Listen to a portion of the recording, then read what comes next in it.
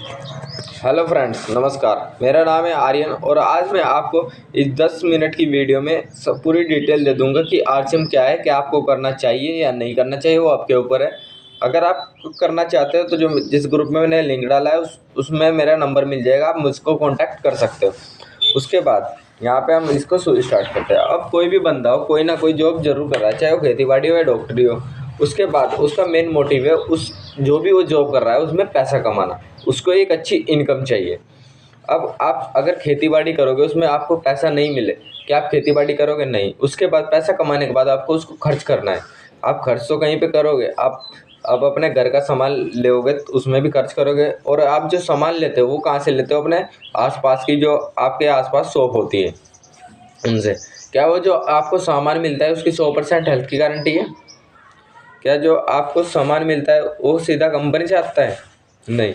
और आप जो सामान लोगे उसके आप कस्टमर बन जाओगे शॉप वाले के, तो आपको यहाँ पे एमआरपी कितनी मिलेगी? पूरी 100% की। क्या आपको इसमें ज़्यादा फ़ायदा है? आपको जो एमआरपी कंपनी ने निकाल ली है, अगर उस पर 5-10% लग के मिले और आपको कुछ बचे तो अब उसमें फ़ायदा है। यहाँ से आप एमआरपी पे रेट मिल सामान लेते हो। और क्या ये जो शॉप वाला है ये सीधा कंपनी से सामान लाता है? नहीं, तो ये लाता है डब्ल्यूएस से। तो ये जो अपना सामान लाता है डब्ल्यूएस से लाता है तो क्या अब डब्ल्यूएस अपना सामान खुद से बनाता है? तो ऐसा भी बिल्कुल नहीं है, क्योंकि डब्ल्यूएस भी जो सामान लाता है वो डीबी से लाता है। क्योंकि और जब ये डीबी से सामान लाता है तो क्या जो डीबी है वो अपना प्रोडक्ट खुद से बनाएगा? जो आप सामान खरीद रहे हो वो डब्ल्यूएस ने लिया, फिर डीबी ने। अब डीबी भी क्या खुद से सामान बनाता है? तो ऐसा बिल्कुल नहीं है, क्योंकि जो डीबी है वो भी अपना जो सामान है वो खुद से कभी नहीं बनाता है, ये भी अपना लाता है सीएफ से। ये जो अपना सामान लाता है वो लाता है सीएफ से। अब जो सीएफ होता है क्या वो भी अपना सामान खुद से बनाता है? क्या वो अपने पास से सामान बनाता है? तो ऐसा भी बिल्कुल नहीं है, क्योंकि जो सीएफ होता है वो भी अपना सामान खुद से नहीं बनाता। वो जो सामान लाता है वो सीधा जाके कंपनी से लाता है। अब जो उसके बाद इतने प्रोसेस से हमारा सामान होके हम तक आता है, पहले सीएफ से, फिर डीबी से, फिर डब्ल्यूएस से, उसके बाद शॉप पे। और उसके बाद ये जो सामान आता है ये हमारे हम जैसे कस्टमर के पास आता है। क्या जो ये इतना इतना प्रोसेस से हमारा सामान हमारे पास तक आया है, क्या उसमें हमें गारंटी है कि वो 100% शुद्ध है? नहीं, क्योंकि हमको उसमें कोई भी गारंटी नहीं है, क्योंकि जब इतने प्रोसेस से गुजरता है, और इतना प्रोसेस गुजरना कोई आम बात नहीं है, महीना भर आराम से लग जाता है, एक नॉर्मल सी बात है। उसके बाद हमारी जो कंपनी होती है वो प्रोडक्ट सेल करने के लिए एडवर्टीजमेंट दिखाती है। जैसे आपने टीवी में, यूट्यूब में, जहाँ पे भी आपने ऐड देखे होंगे, आपने ऐड जरूर देखे होंगे। तो क्या हम ऐसे बंदे हैं जो हम अपना जो सामान है वो सेल कर सके? क्या हम अमिताभ बच्चन जैसे कोई भी हीरो हो, या कोई भी सोशल मीडिया पे कुछ भी हो, मतलब, तो क्या वो सामान हम भी बेच सकते हैं? हम भी ऐसे ही पैसा कमा सकते हैं? तो ऐसा बिल्कुल नहीं है, क्योंकि हम जो है हम आम आदमी हैं, हम इतने ऊपर एकदम से नहीं उठ सकते। हमको पहले तो, अगर आप कोई सी भी लाइन में जाओगे आपको पैसा ज़रूर चाहिए, और हमारी इस लाइन में पैसे की आपको ज़रूरत ही नहीं है। अब यहाँ पे देखो, जो कंपनी से सामान निकला वो निकला 50% की एमआरपी पे। मतलब अगर कोई सामान 100 का था तो 50% मतलब 50 रुपये। उसके बाद सीएफ ने, कंपनी ने सीएफ को भेजा। अब सीएफ को भी उसमें 10% का कमीशन चाहिए। अब जब 10% का कमीशन चाहिए तो वो माल हो गया यहाँ पे 60 रुपये का। अब उसके बाद डीबी पे जाएगा। अब डीबी पे जाने के बाद ये माल फिर से 10% बढ़ गया, मतलब 10 रुपये और बढ़ गए उस माल पे, उदाहरण के लिए। तो ये माल यहाँ पे 70 रुपये का हो गया। और उसके बाद डब्ल्यूएस पे गया। अब डब्ल्यूएस को भी पैसे चाहिए, क्योंकि उसने भी अपना शॉप खोल रखा है, तो उसको भी यहाँ पे 10% और बढ़ गया। यहाँ पे होगा 80%। अब जब 80%, यहाँ पे 80 रुपये हो गया, उसके बाद हमारी शॉप तक आता है। अब शॉप पे आने के बाद वही माल 90 रुपये का हो गया, क्योंकि जो शॉप पे बंदा बैठा है उसको भी पैसे चाहिए। तो ये माल हमारा 90 रुपये का हो गया। अब उसके बाद क्या हमको 90 का मिलेगा या नहीं? तो इन जो ऐड वाले हैं इनको भी 10% देना पड़ता है कंपनी को। क्योंकि जो कंपनी होती है वो 10% इनको भी देगी। अब जब 10% इनको देगी तो ये सब कुछ मिला के हमारा 100 रुपये हो जाता है। यहाँ पे जितने प्रोसेस हैं ये सब 10% कमाएंगे। अब यहाँ पे देखो 50, 10, 10, 10, 10 ऐसे करके हमारे माल हम तक MRP जो पहुँची वो पूरे 100% पहुँची। मतलब पूरे 100 रुपये का वो प्रोडक्ट पहुँचा जो भी कंपनी ने निकाला था 50 रुपये में। 100 रुपये की MRP डाल कर वो हम तक 100 रुपये में भेजा। अब कंपनी का काम है बेचना और हमारा काम है खरीदना। तो क्या हमें इन चीज़ की ज़रूरत है या कंपनी को इन चीज़ की ज़रूरत है ज़्यादा? तो ऐसा बिल्कुल भी नहीं है, क्योंकि कंपनी को इन चीज़ की ज़रूरत नहीं है। कंपनी का एक लिस्ट बनी हुई है वो पहले से कि इस चीज़ पे काम चलेगा। अब जो हमारा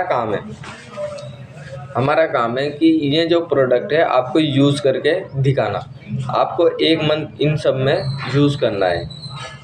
जो मैं आपको प्रोडक्ट दूंगा ग्रुप में, वो उसमें से आपको जो प्रोडक्ट अच्छा लगे आप वो प्रोडक्ट मंगा सकते हो। अगर आपको वो अच्छा लगे तो आप उसमें बाद में ज्वाइनिंग करा लेना, आपकी मर्जी है, वो आपके ऊपर बात है। अब यहाँ से आपको इसमें DSM के बारे में भी बता देता हूँ। तो जो कंपनी जो हमारी है वो 50% पे माल निकालेगी। उसके बाद हमारी जो कंपनी है वो माल बेचती है PUC को, क्योंकि कंपनी से हम डायरेक्ट माल नहीं ले सकते, क्योंकि कंपनी हमें थोक में सामान देती है तो हम सीधा सामान नहीं ले सकते। अब PUC में हमको खुला सामान मिल जाता है। अब कंपनी ने तो फिर से वही निकाला 50% का अपना, जो प्रोडक्ट 100 रुपये का है वो 50 रुपये का दिया। अब वो गया PUC के पास कि PUC को भी कमाना है। अब इसमें उसको भी 5 रुपये चाहिए, 5%, मतलब इसमें हमें को PUC को 5% देना होता है, क्योंकि PUC के पास सामान इकट्ठा होता है, हम कंपनी से थोक में सामान नहीं ले सकते। उसके बाद यहाँ से हमारा हो गया 55 रुपये का। अब जो 100% हमको बाज़ार से मिल रहा था, हमको ये माल 100 रुपये का बाज़ार से मिल रहा था। अब यहाँ पे 55% आपको माइनस कर देना है। तो हमारा उसमें से जब हम 100 में से 55 माइनस करते थे तो हमको बचता है 45%। अब यहाँ पे देखो हमको 45% का इसमें प्रॉफिट हो जाएगा, क्योंकि इसमें जो माल है वो हमारे पास तक तुरंत आया। और ये जो 45% है इनडायरेक्ट हमारे अकाउंट में आ जाता है। तो क्या सही है या गलत?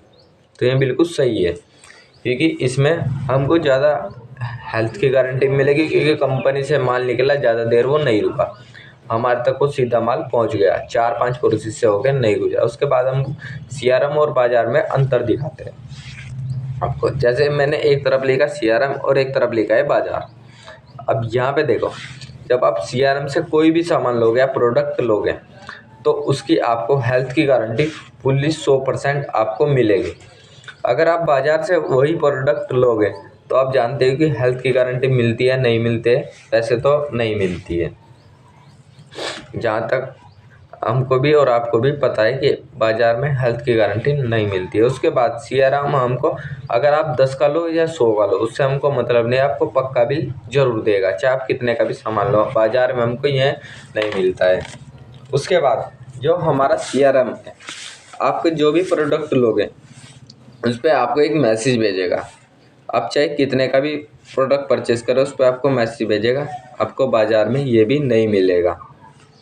उसके बाद आपको CD मिलती है 10 से 20% की, जो कि बाज़ार में आपको बिल्कुल भी नहीं मिलेगी। इसमें आपको 10 से 20% आपको कमीशन मिलता है MRP पर। अब यहाँ पे देखो, हमारा CRM आपको एक अच्छी इनकम करने का मौका देता है और बाज़ार में आपको ये भी नहीं मिलता। आप इसमें कम पैसे लगाकर ज़्यादा इनकम कमा सकते हैं, वो भी मैं आपको आगे बता दूंगा। उसके बाद जो हमारा CRM है वो गवर्नमेंट से वेरीफाइड होता है, और आप बाज़ार को जानते हो वो होता है या नहीं, वो आपके ऊपर बात है, बाकी आप वैसे जानते ही। उसके बाद हमारा जो CRM है आपको एक बिज़नेस करने का मौका देता है। आप अपना बिज़नेस खुद से कर सकते हो। और अगर आप बाज़ार में कोई बिज़नेस करोगे तो आपको उसके लिए एक मोटा पैसा चाहिए। उसके लिए आपको फिर समय निकालना पड़ेगा। समय निकालने के बाद उसमें भी आपकी गारंटी नहीं है कि प्रॉफिट होगा या लॉस होगा। चाहे आप कुछ भी काम कर लो उसमें आपको प्रॉफिट हो भी सकता है, नहीं। और जो हमारा CRM है इसमें आपको मोटी इनकम लगाने की कोई ज़रूरत नहीं है। आप इसको पार्ट टाइम के रूप में कर सकते हो। आपका जब टाइम लगे तब आप इसको कर सकते हैं। उसके बाद यहाँ पे प्रॉफिट की गारंटी 100% मिलती है, जो हमारा बाज़ार है। उसके बाद आपको यहाँ पे जो CRM है, हम आपको रॉयल्टी देते हैं और बाज़ार में आपको